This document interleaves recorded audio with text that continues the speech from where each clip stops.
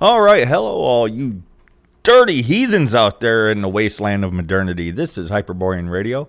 I am Celtic God. With me today is the Lore Keeper. Go ahead and say hello before I let the people in on our exciting news. Hello, this is the Lore Keeper. All right, that was about it. That's good enough. All right, so our exciting news is we have been very naughty on our other channel. On the Uncensored channel. Hyperborean Radio Uncensored, for those of you who are unaware, is a podcast on podcast platforms, whereas this is a podcast on the YouTube platform. But we have lost our sponsor. So we are now 100% funded by you guys. So, yeah, keep listening. Keep listening because that's where you're going to get some of the heavier stuff. But like last week, we actually kind of did it backwards, where we put the heavier topic here and the lighter topic on the podcast. But hey, whatever. We're working nonstop, bringing out books. We're making big grounds on the book that we're putting out right now, and we're calling it a book instead of a magazine. It's going to be it's a prototype, is what we're working on for what we're working towards. So it's the first issue is going to be paperback. And then we're going to go back through, and we're hoping that it becomes a collector's edition because we're going to go back through at a later date and change it up and then represent it as a hardcover book. So we're working towards making hardcover books. Yes, and this one will be the Halloween issue, or more accurately, Halloween in the Thinning of the Veil. Right. And I just finished my witch article, which took months of research, so I think people are going to really get something out of it. Right, and on that note, that requires a lot of books because not all the information is on the internet and free to access. So we do buy a lot of books, and if you want to help us buy books, you can help us out through donating through the Hyperborean Radio GoFundMe, at least so long as it's up until we're too naughty and they take that down. Or we have a buy me a coffee thing, which you can find those by following the link tree that's in the description. So anyways, our naughty selves are going to now start talking about it's the best season. It's the best season of the year. It's Halloween. It's the Halloween season. This Halloween season, we're looking into other names. We know that there's like 1,000 different names for this time of the year. Yeah. Well, there's Hoptuna, there's Grandfather's Night, and there's a lot more, but I just don't know them offhand. So we'll be talking about that at some point. Right, and this is the Thinning of the Veil. This is when the spirits start to move more, the ones that are already in our realm, and some are crossing over from the other realm. There's like this big transition thing getting ready to happen, and you can feel it. I felt it this morning, actually, when I got up. You can feel the shift starting to happen.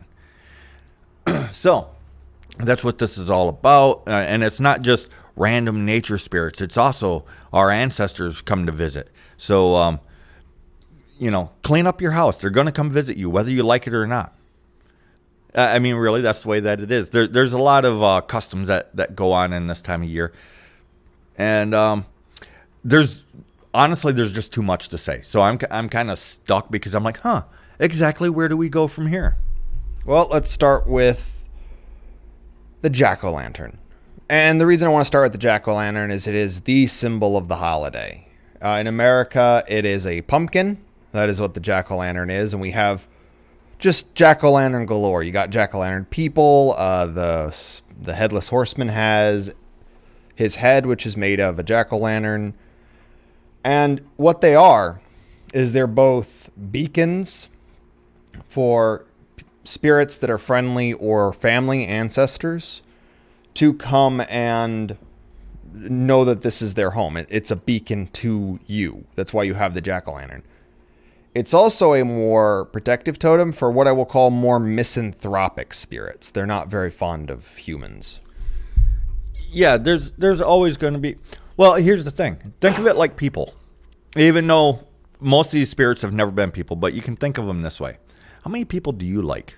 How many people, given the opportunity, would you go mess with? Not all of them like you. And so that's the jack-o'-lantern, which is just that. It's a lantern. That's why we put candles in them, is they're lanterns. But it's to let the people that you want there know exactly where you are, as well as letting people that you don't want there, you're warning them you don't want to come here because you're going to get messed up.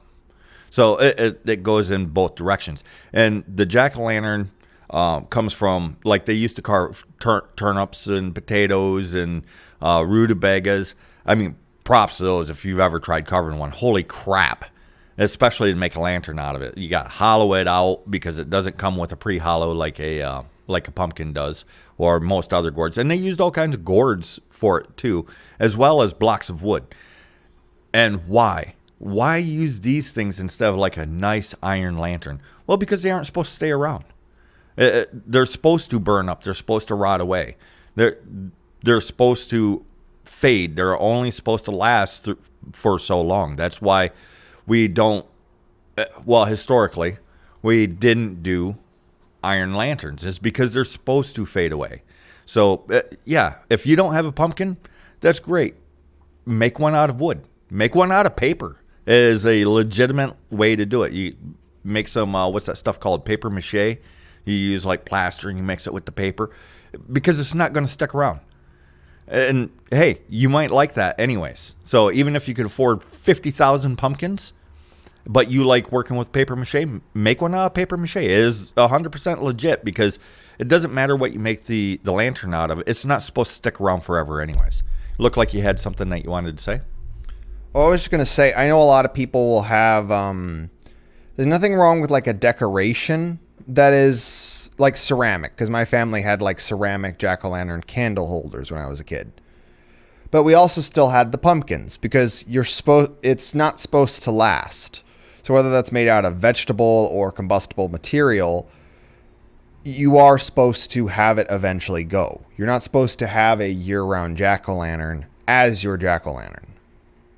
And I think that's part of it is, and this goes into the trick-or-treating aspect as well, which, like we said, there's the good spirits and the bad spirits. The processions. Yeah, the processions of spirits. A lot of these, you could find them in the Wild Hunt. There's the Parade of Spirits, like in Pennsylvania Dutch lore, which is a bit more recent. But Hala goes across the sky on Aliawazel, which is Halloween. I probably mispronounced that. Guaranteed. And basically goes and gathers the spirits, her and Ewiker Yeager. Both of those gods do that. And that's sort of partially what trick-or-treating is it's the... Among the trick-or-treaters, and you can actually see this in the film Trick or Treat, the spirits will trick-or-treat with the kids. So among the Buzz Lightyears and the Ghost Sheets and your Iron Mans and your Thors and your Hulks and whatever else the kids are dressing up as these days, there's a spirit in there somewhere, which is part of the reason why this attack on such an important holiday. Because how many people think, oh, it's just candy and an excuse to dress up? No. This is one of, if not the most important holidays for our people. That's why so many of us like it. Right. Well, and we also have all those horror stories around this time of year. And part of that is because not all the spirits like us. But that also ties into what I was saying before, where this time of year actually transitions into Yule, into the Great Hunt. It's the gathering of spirits to take the ones that were lost here back home. And basically it's kind of like a switching out, at least of the ones that were formerly human, and in some cases just taking problematic spirits from here and being like, hey, bro, I understand you're pissed off. Come with us. There's a better place to go. There's a better place to be where, you'll fit in a little bit better. People will remember you. People will talk to you. They're not going to step on your toes or break your stuff. They're not going to push your trees out of the way and build a house. So it's kind of along those lines, I guess, is another thing that happens. And, of course, I got a little childish with the explanation, but if you don't like that, you're probably listening to the wrong channel. I love to use extreme and silly examples because they work the best. They're the ones that people can grab a hold of and use.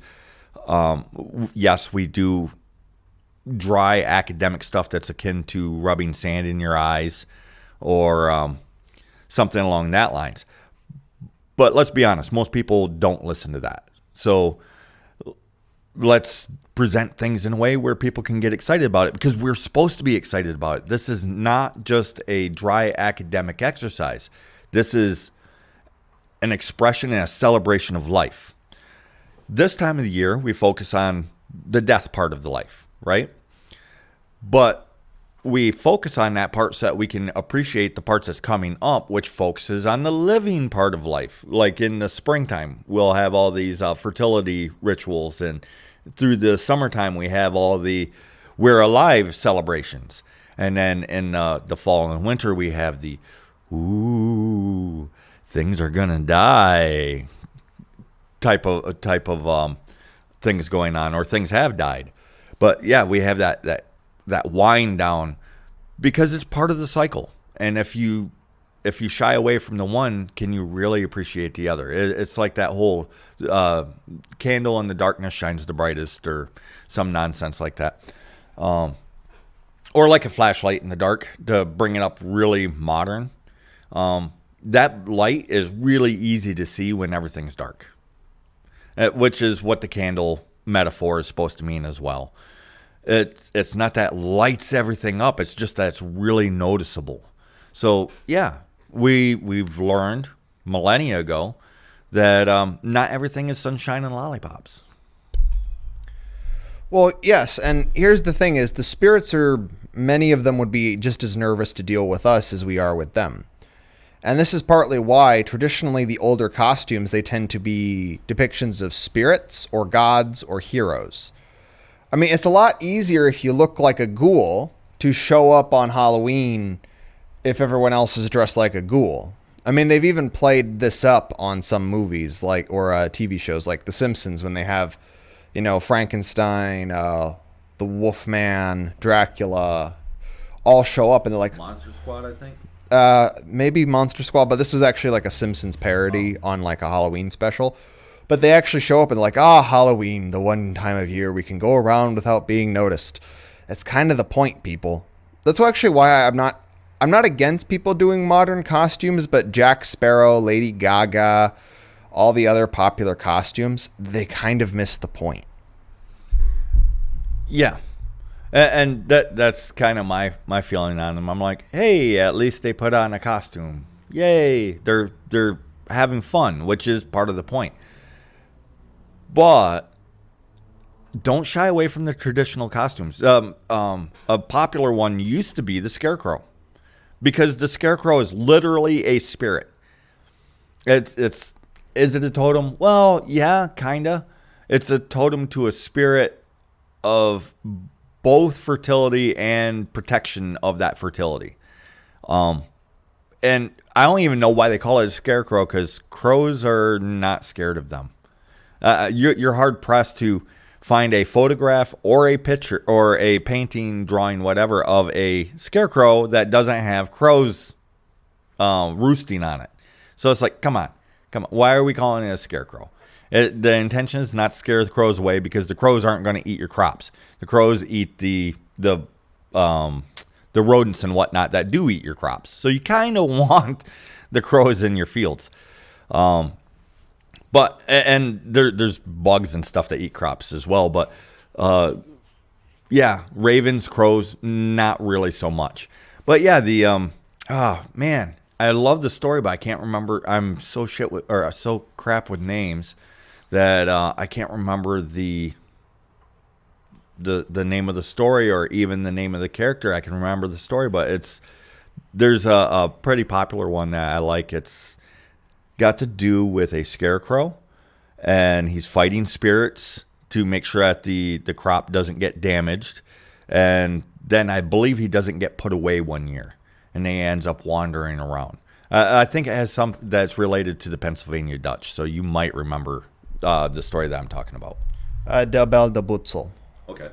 Or something like that. I might be... Again, I speak English, so I'm inevitably going to mispronounce some things. But the story basically goes that on Groundhog's Day, this man who has like a limp leg brings in a scarecrow he made to have a spirit put in it, and then he takes it to his field, and it does some of the work for him and protects it from spirits. And then his person basically dies before Halloween. So the spirit doesn't get put away properly and burned. So when the spirit gets taken away, a more misanthropic spirit jumps into his body and starts laying waste to stuff. So he has to like go back, escape the parade of spirits with Hala, and go back and find the hex, and then get everything taken care of and his body properly burned and everything. Well, and it's all very noble, very brave, very self-sacrificing. It's got all the best things in the stories, and it's literally a story about a spirit, and that whole, when the malevolent spirit jumps into the Scarecrow, it's kind of that, it paints that picture of that creepy old farmhouse.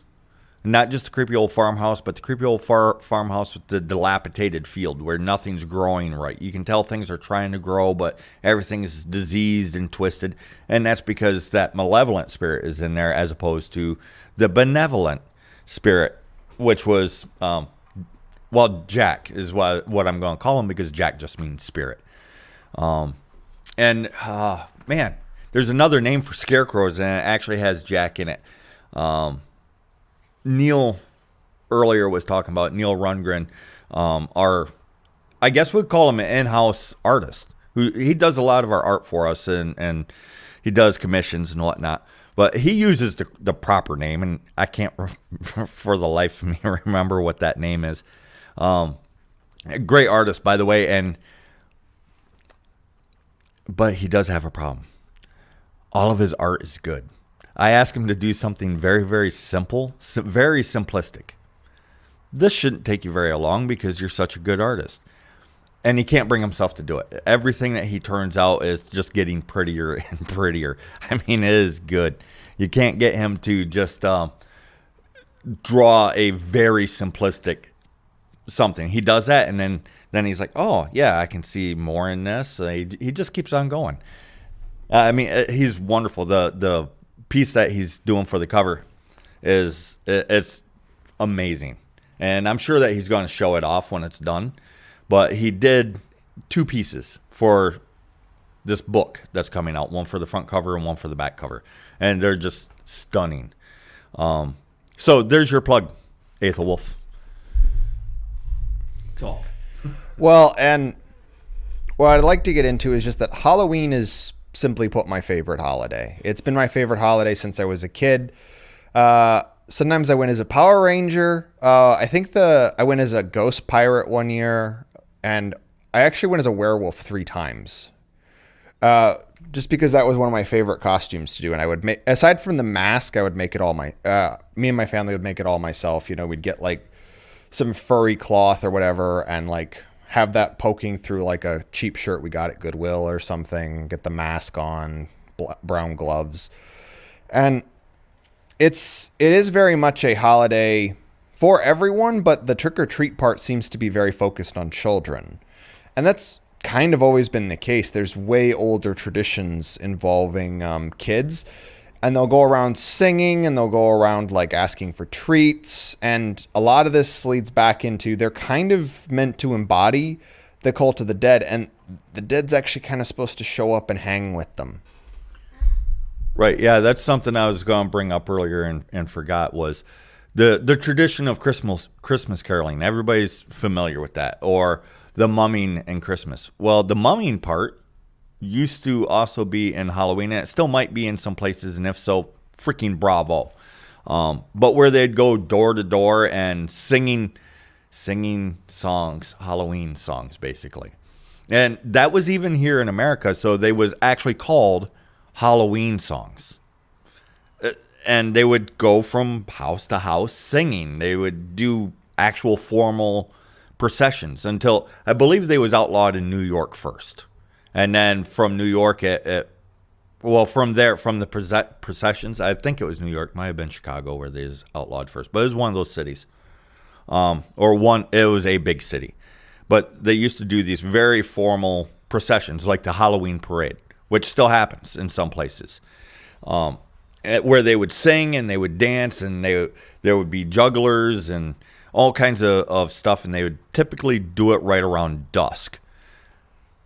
And yeah, you had the singing and whatnot, and then that was banned or outlawed for whatever reason, and then from there it turned into what we think of as trick-or-treating now, which they are also working. They've been trying since the 70s or 80s to scare people into not doing it, with the, oh no, they found one apple that has a razor blade in it.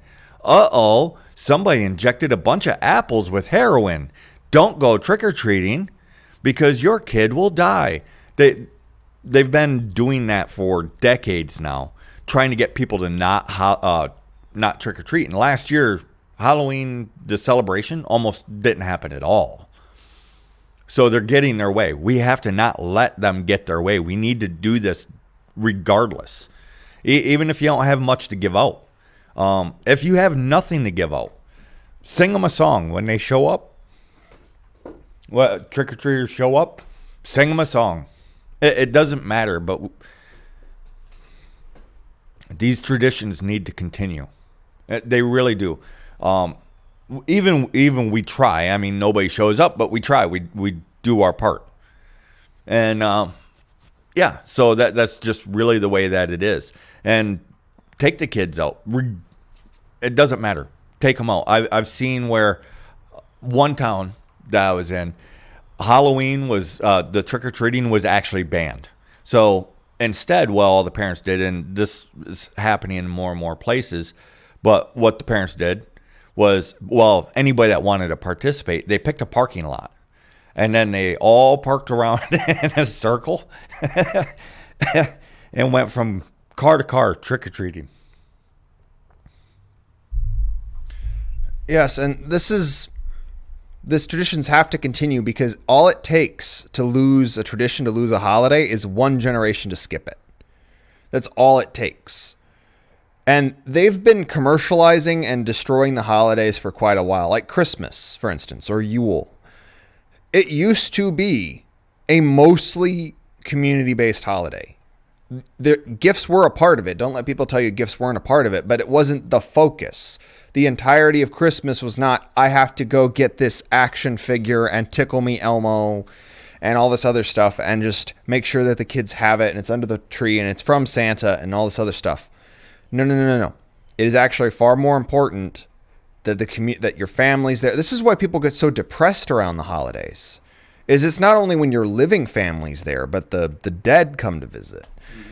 And I know we're saying the dead a lot, but you have to understand, in European ethnic faith, the importance of the ancestors and the spirits of the dead is some of the most important and profound traditions we have. And they still exist. I mean, that's why this entire holiday is a thing. Well, I was just going to interject in there and say, how can you know where you're going if you don't know where you've been? That's why the ancestors are important, is it's so you remember where you came from. You can see what they did good. You can see where they messed up. Then you can repeat the good things, not repeat the messed up things, and hopefully move forward to a better place than where you are now. Since we've forgotten our ancestors, this seems to not be the trend. I mean, just think about during our own lifetimes. It's been there was a little peak if you're old enough, and then a straight downhill slide. It was just a little bump. And even then, for centuries, it's been a pretty steady downhill slide, and we're coming right up on a cliff. So we need to keep these customs alive. We need to. And we need to do it for the people that's coming after us. And it'll actually help with our own lives, too. Like if you don't have children yet or don't want children, you should have children. But, if you don't or can't, either way, it will still help your own life because it'll help put things in perspective. It'll help show you actually what it is why are you miserable? Because most people are miserable. You remember the ancestors. Everything wasn't sunshine and lollipops for them either. But you can see what they had that we're missing. Why are we missing it? So you can get intellectual with it, and then you'll at least understand your misery so that you can do something about it. And then I shrugged something that you can't see because I'm not using a camera. But yeah, these holidays are not pointless. They are not just about having a party. They're far deeper. You can go really, really deep with it, or skate along the top. Either way is just fine, so long as it keeps going on, and it's not just about like Yuletide. That season, a lot of people are getting really upset with it. It's easy to drive Halloween away because they've just turned it into a mercantile holiday. And it's not just a mercantile holiday. You don't need any money to celebrate Halloween. None. You can take a blanket and just wear it as a cloak. That's it. That's all that you need. And there you can imitate. Yeah, I'll roll with imitate. You can imitate the ancestors. Well, one really low effort costume that I've had to resort to in the past is Paul Bunyan. Because all you need is basically, most people have it. Flannel, work pants, probably a hat. And you're pretty much set. And here's the thing. Paul Bunyan in American folklore is sometimes known as the god of the North Woods. So I'm actually technically working within the framework that we laid out of spirits, gods, ancestors, heroes, etc. So I understand that a lot of people can't really afford to do it. I mean, I would love to be the house that either has homemade treats, which no one eats anymore because everyone's paranoid, or gives out the king size bars. Why? Because I want people to like Halloween. I want people to still keep doing this holiday. And it was already starting to die off when I was a kid. It was getting less and less important. You got less and less trick-or-treaters. You got less and less people decorating. And we actually were walking around our neighborhood and we saw some people actually had decorations up, which is fantastic because we are used to nobody actually having decorations up. Because like last year, it was just gone. By the way, if you guys listen to us, congratulations. Thank you so much for putting up the decorations. We're in Grand Rapids. It's a huge area, and I don't care if you come to our door. I will punch you in the face for having the audacity to come to my door. But people putting up decorations, and it's two houses that we can see on a short walk that we take to the store.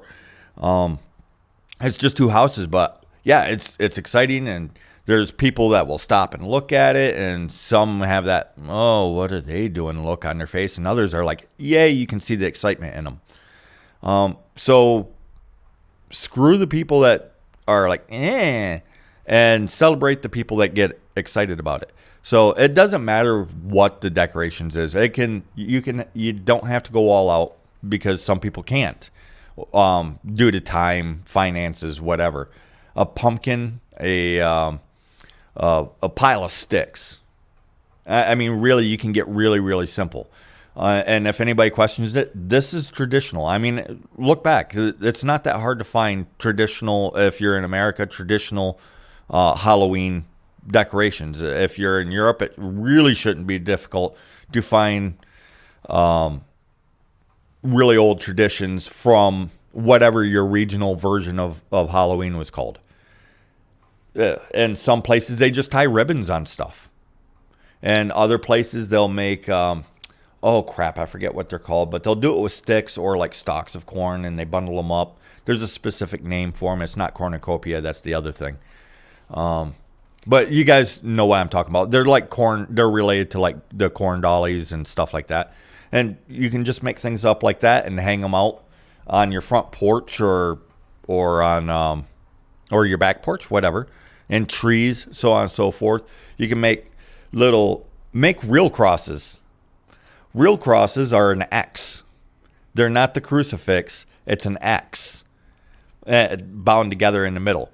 That's what they actually did the whole torturing people on when they would crucify somebody.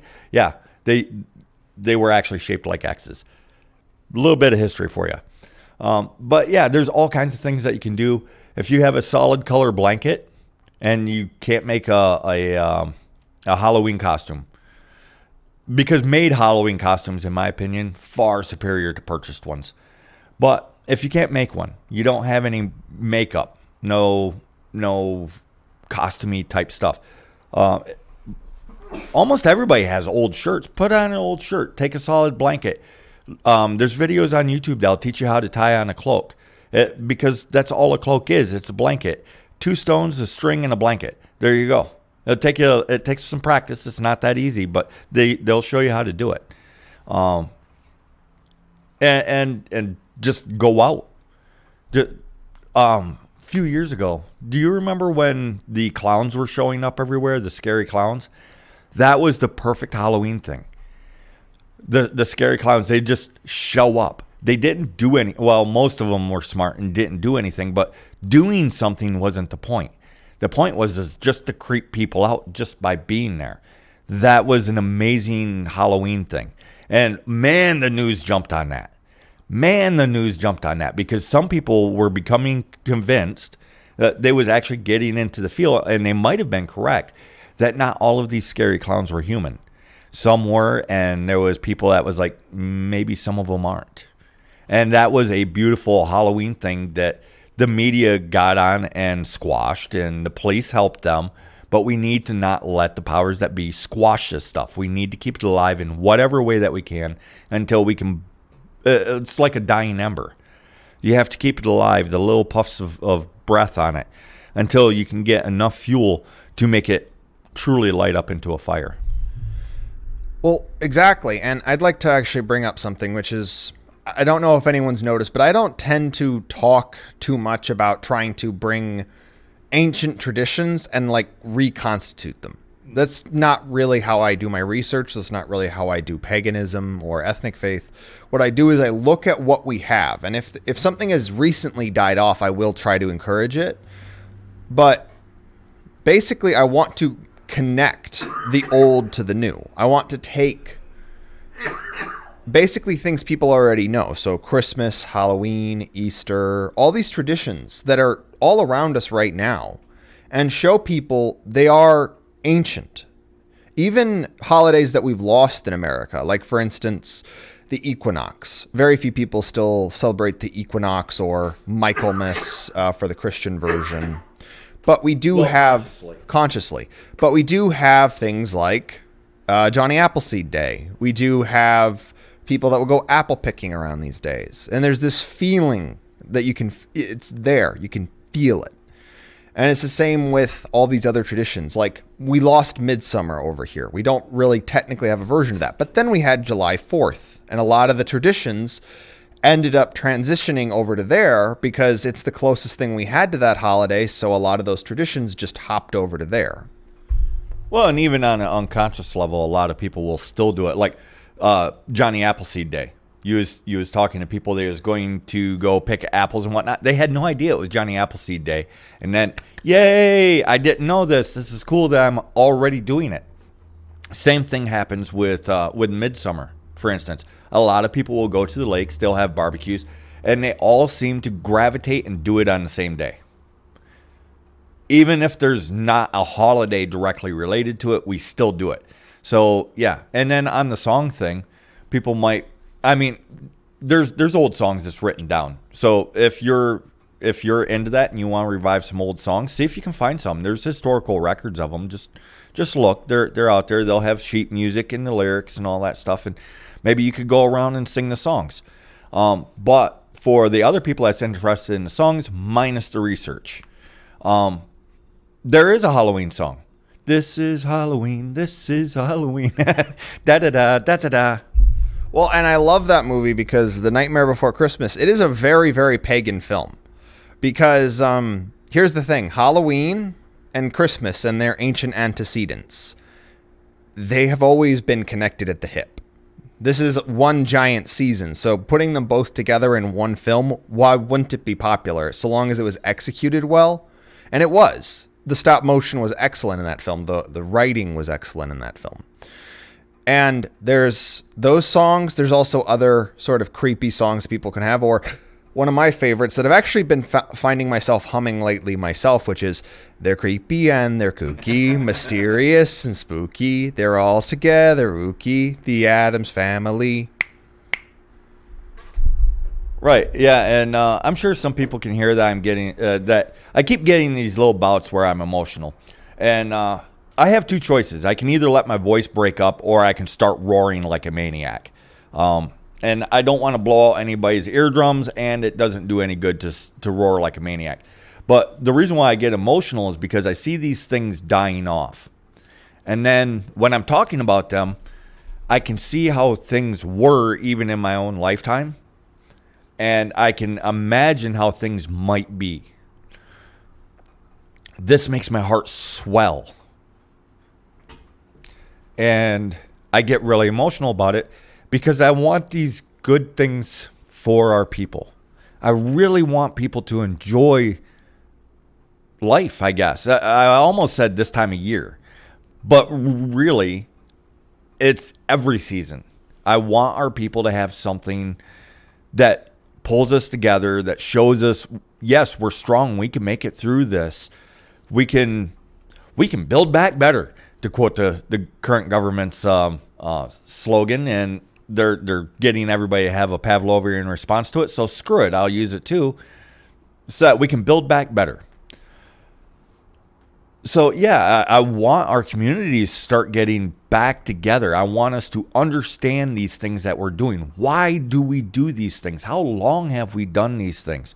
We don't have to do them the same way that we did 2,000 years ago, 5,000 years ago, 100 years ago. We can do them in new things so long as we understand what it is that we're doing.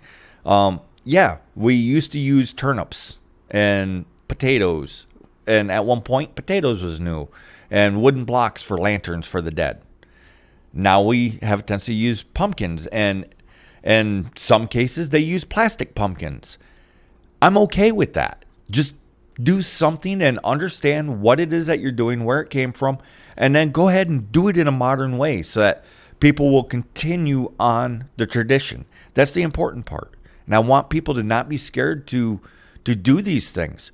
Understand, this is who we are.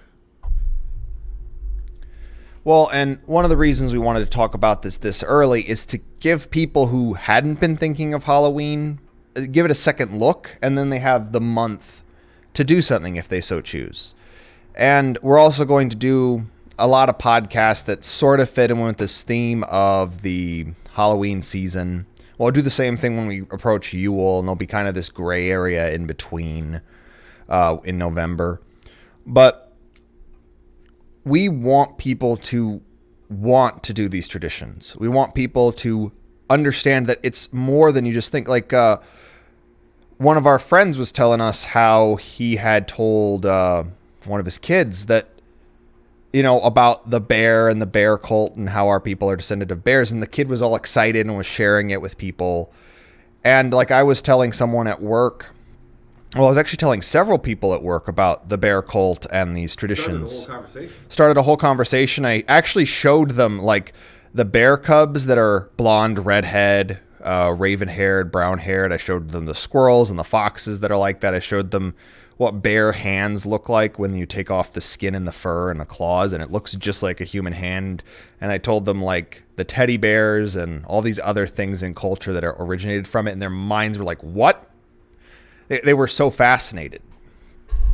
Right, and that's exactly what I was going to say is from you telling me about it, sounds like they got really fascinated and excited. And how do you start conversations like that? Well, not by proselytizing.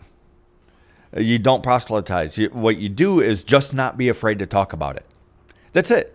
Just have a genuine conversation, and people are more likely to be drawn in. If you proselytize, people are more put off. And that's just the simple truth of it. I mean, how many people look forward to Jehovah's Witness coming to their door? Because that's what they're doing, is proselytizing. So you don't have to proselytize. Don't try to make people feel guilty, which is, again, what proselytizing does. One of the podcasts that I want to do on the Uncensored is letting people, basically giving the pointing out what all the conversion techniques are, regardless of what the religion is, so that we can spot them and resist them.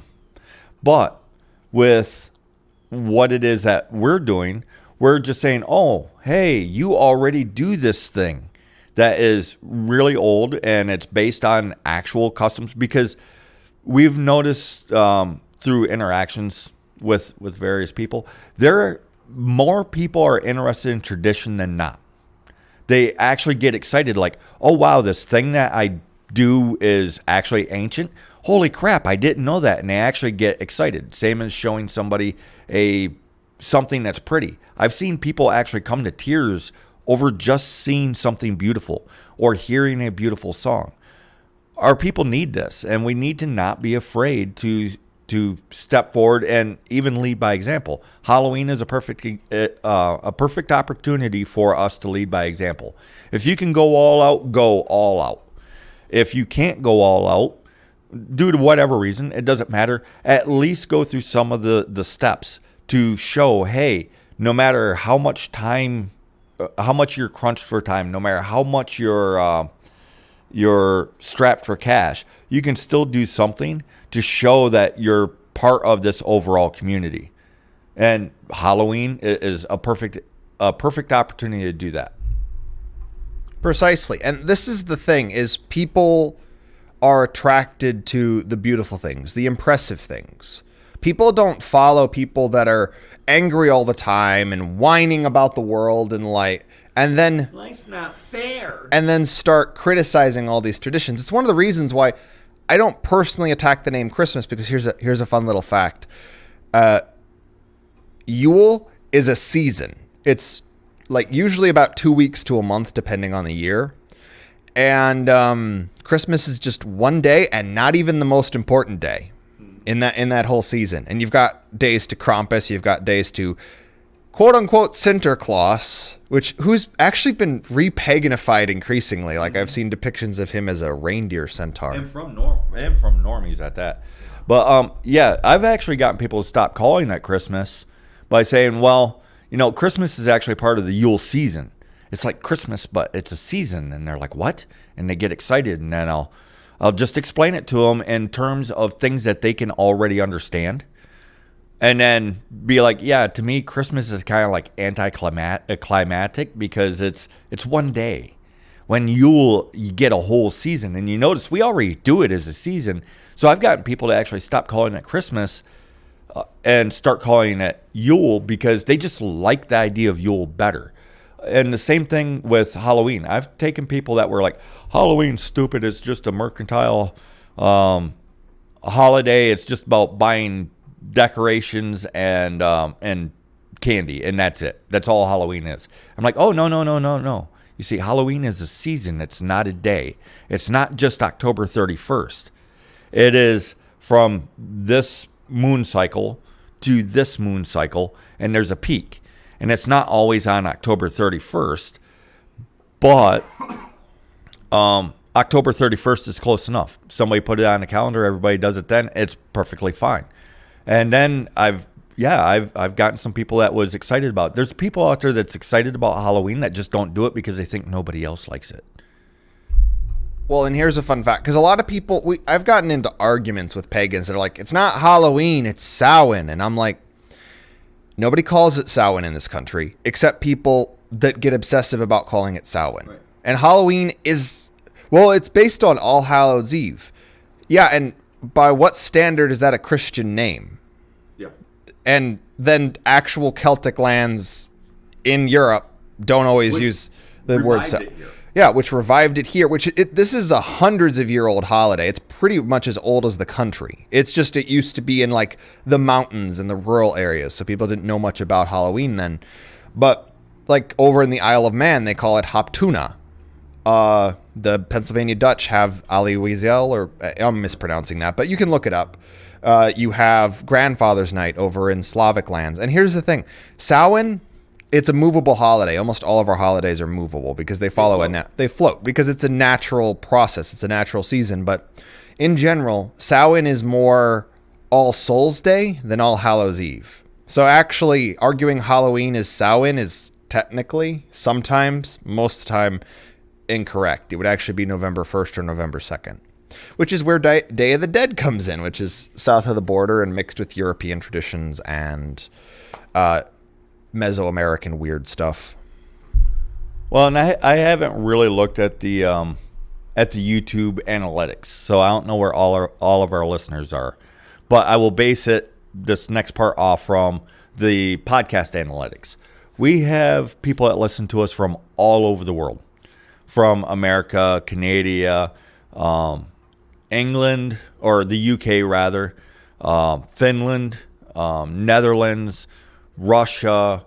There's another R one that's over there in the Slavic areas. Yeah, Romania, Ukraine, so on and so forth. So if you don't have Halloween there, this is what you do. Think about this time of year. There's a holiday coming up. I don't know what it's called in your area. It could be called, I don't know, butterflies go to die. And in whatever your language is. It doesn't matter what it's called, but I'm willing to bet you the idea is the same. It's about the thinning of the veil. The spirits are more active this time of year, whether they're ancestors or land spirits, so on and so forth. That's your Halloween. You might not celebrate it exactly the same way. But odds are it is really, really similar. It seems all of our people, no matter where I look at, and we carry it with us because they do stuff in Brazil too, and they don't call it Halloween, they call it something else. But the white population there has something akin to Halloween. We're just using the word Halloween in the specific Halloween customs because we're in America. It's what we grew up with. And yes, the American Halloween customs are based off from Scottish and Irish traditions, as well as, let me see, Cornwall and Wales, because I know that you guys get forgotten a lot. Isle of Man gets talked about a lot in our circles. But yes, there you go. I said your country name's Wales, and I believe it's called Cornwall. If I'm wrong, I will get it right eventually. I'll keep trying. But I know that people forget that you guys exist. But yes, so Halloween is based off from those. But there are similar holidays in Norway, Finland, Sweden, Russia, Romania, Ukraine, Latvia, France. You're too big and I don't like you, so no. You got nothing. But Spain does. I like a couple people from Spain. Germany, Greece even has it. Italy, so on and so forth. Wherever we live, there is something along the lines of Halloween. Learn about it. You'll see that the general feel is actually the same wherever the Hyperborean people go. The general idea is the same. We'll have slightly different expressions of it. Like one weird one I saw is they make a special cake. It's like a birthday cake. I don't know exactly what it is, but it reminds me of a birthday cake. You might be thinking of soul cake, which is given to people who are souling, which is basically trick-or-treating, and it's basically a leftover of food for the dead, which is, again, part of what trick-or-treating is. That's why I would love if we had enough of a high-trust society for us to actually Bake bread. Make bread, make popcorn balls again, make our own candy corn, homemade candy. And I'm not against candy companies. I do wish that they'd go back to being good because most American chocolate is almost inedible now. But I've got nothing wrong with that. But here's the thing with this holiday is the ancestors and the spirits are abound and some of the gods are showing up. Typically, this is less about the gods, though. So I can bring up that Hala and the Eternal Hunter and Veles and all these other deities interact in some form. But their main job is actually just to either help the spirits cross over or bring the spirits back. They are not the main focus of the holiday. And that's why we are good to each other. We show that we have a functioning community, so the ancestors' work has not been in vain. We show the spirits that we don't fear them, that we don't hate them. And then the aggressive one... That we remember them. And that the aggressive ones, the ones that are kind of dickish, maybe they'll think better of us. Maybe they just might get dogpiled by the nicer spirits.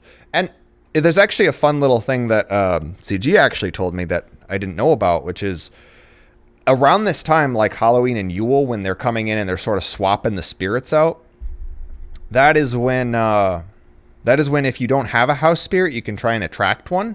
And they might actually swap out a house spirit. Like, okay, I've been here long enough. Your turn, Bob. And basically just swap out. This is also why you show your courage. You show who you are. nobility. Show your nobility. That's why there's like haunted houses and horror trails, and we tell ghost stories and horror stories, and we stay in haunted houses and cemeteries and old abandoned mental asylums and get killed by the evil doctor who performed lobotomies and whatever. It's because we're showing off. We show off our community spirit. We show off our nobility. We show off our bravery. We show off that the ancestors' work was not in vain, and we cannot allow the powers that be to have us fail at that. All right, and so we're right at the end. We're going to have to cut this a little bit short due to scheduling. And again, there's lots of projects going on. There's other things going on in life, so we're going to cut it short right here. And so I'm going to wrap this up with just reminding everybody, this is an entire season. Have fun with it. Don't be afraid to dig around in it, but it's okay if you don't. Still have fun with it. That's the mandatory part. Have fun with it. Let people know that hey, I like Halloween. I don't care what you think. You should like Halloween too, you poopy head. Whatever it is that you got to do to just have fun with it. So aside from that, we're Naughty Boys. We've lost our official sponsors, so now we are sponsored completely by the audience.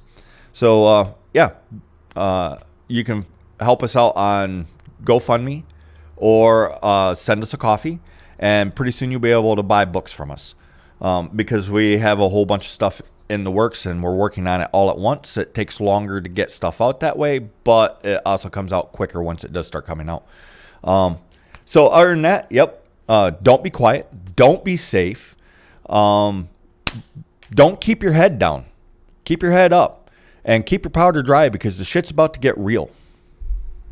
And I'll simply say, remember, this is the time of the spirits, the time of the ancestors, and the time to be brave. This is the time of the night of courage. And with that, the Lore Keeper is out.